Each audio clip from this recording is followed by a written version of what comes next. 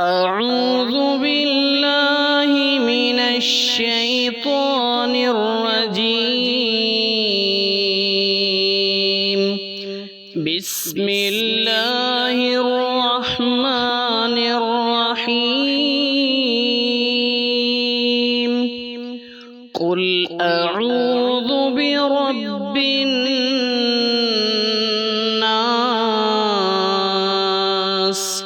ملك الناس،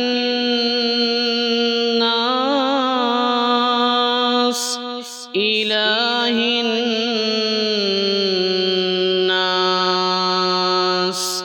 من شر الوسواس الخناس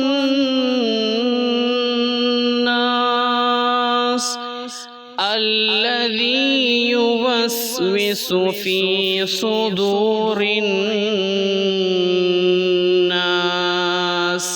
من الجنة